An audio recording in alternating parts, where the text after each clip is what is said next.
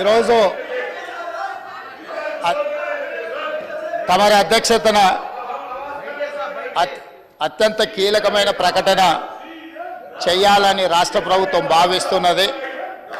కొన్ని దశాబ్దాల నుంచి మాదిగ ఉపకులాలకు సంబంధించిన లక్షలాది మంది యువకులు ఎస్సీ రిజర్వేషన్లలో ఏబిసిడి వర్గీకరణ కోసం వాళ్ళు పోరాటాలు చేస్తున్నారు.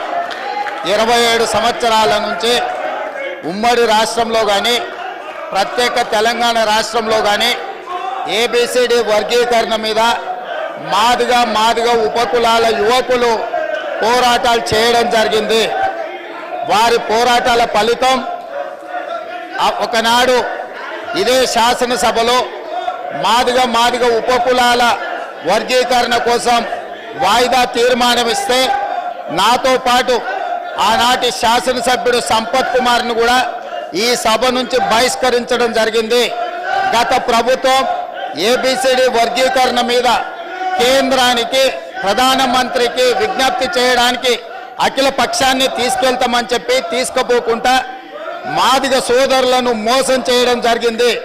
కానీ డిసెంబర్ 3, 2023 నాడు ప్రజాప్రభుత్వం బాధ్యత తీసుకున్న తర్వాత తక్షణమే మా ఉప ముఖ్యమంత్రి గారి సూచన మేరకు మాజీ ఉప ముఖ్యమంత్రి ప్రస్తుత మంత్రి దామోదర్ రాజనరసింహ గారి నేతృత్వంలో మా శాసనసభ్యులందరినీ అడ్వకేట్ జనరల్ని ఢిల్లీకి సుప్రీంకోర్టుకు పంపించి న్యాయ కోవిధులతోని చర్చించి సుప్రీంకోర్టులో బలమైన వాదనను తెలంగాణ రాష్ట్ర ప్రభుత్వం కాంగ్రెస్ ప్రభుత్వం వినిపించడంతో ఈనాడు సుప్రీంకోర్టు మాదిగ ఉపకులాల వర్గీకరణకు అనుకూలమైన తీర్పునివ్వడం జరిగింది.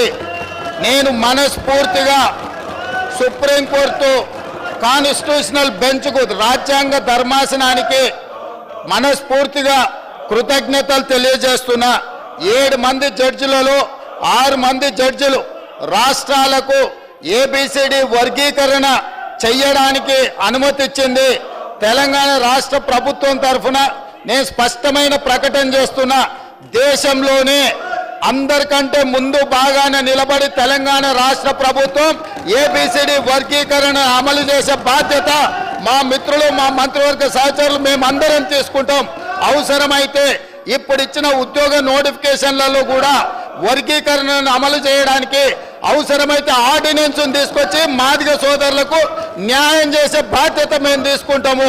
కాబట్టి ఈరోజు ఈ సభ అందరూ కూడా ఈ అంశం మీద ఏకాభిప్రాయానికి వచ్చి మాదిగ ఉపకులాల వర్గీకరణకు సంపూర్ణంగా సహకరించాల్సిందిగా రాష్ట్ర ప్రభుత్వం తరఫున నేను విజ్ఞప్తి చేస్తున్నా. అధ్యక్ష,